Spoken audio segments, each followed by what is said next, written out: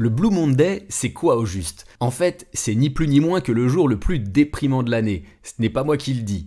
Cette fameuse journée de la loose est censée se produire le 3e lundi de janvier, lorsque les vacances de Noël sont finies, les factures augmentent et le temps froid ou pluvieux, au choix, empiète sur notre motivation à nous bouger. Bon, je te rassure tout de suite, la théorie du Blue Monday est clairement remise en question par les experts en santé mentale et il n'y a pas de preuves scientifiques pour étayer ce concept. Mais si pour autant tu te sens un peu déprimé ou stressé au travail, je te propose 5 techniques qui pourraient t'aider à te sentir mieux ce lundi 15 janvier 2024. Mais avant de les découvrir, jingle. 3, 2, 1. Bienvenue sur l'influenceur avec un grand H, le podcast qui t'accompagne dans ta vie professionnelle.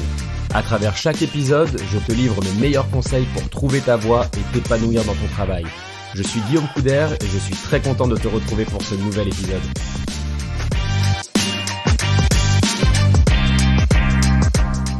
Premier conseil, pratique la méditation en pleine conscience. Christophe André valide.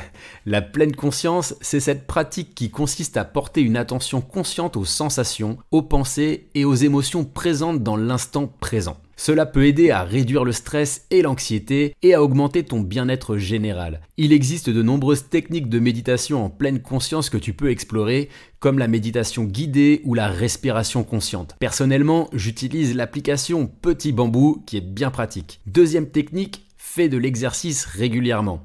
Et mange 5 fruits et légumes par jour, ok, ça c'est pour la théorie. Maintenant, il faut dire que la pratique régulière d'un exercice physique est l'un des moyens les plus efficaces pour améliorer ta santé mentale. Il peut t'aider à réduire le stress, l'anxiété et la dépression et à améliorer ton humeur. Essaye de faire de l'exercice au moins 30 minutes par jour et de varier les activités pour rester motivé. Par exemple, la course à pied, le yoga, le renforcement musculaire ou encore le vélo. Troisième technique, dors bien ou du moins essaye de dormir mieux. Dormir, c'est probablement l'une de mes activités préférées, avec le petit déjeuner du dimanche matin. Alors un sommeil réparateur est essentiel pour ta santé mentale et physique. Essaye donc de respecter un horaire de sommeil régulier, de limiter l'utilisation des écrans avant de dormir et d'éviter les excitants comme la caféine. Si tu disposes d'une montre connectée, Apple Watch en tête, celle-ci peut t'aider à évaluer tes cycles de sommeil et à en améliorer la qualité. Quatrième technique, entretiens tes relations sociales. Les relations sociales sont un élément important de notre bien-être. Maintenir le lien avec nos proches et nos amis,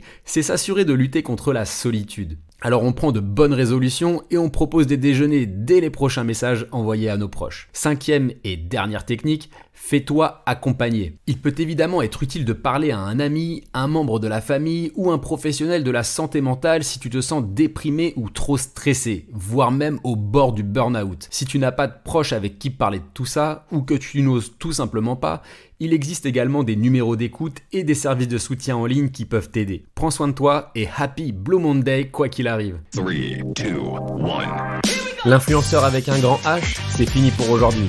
Merci d'avoir écouté cet épisode, j'espère évidemment qu'il t'a plu.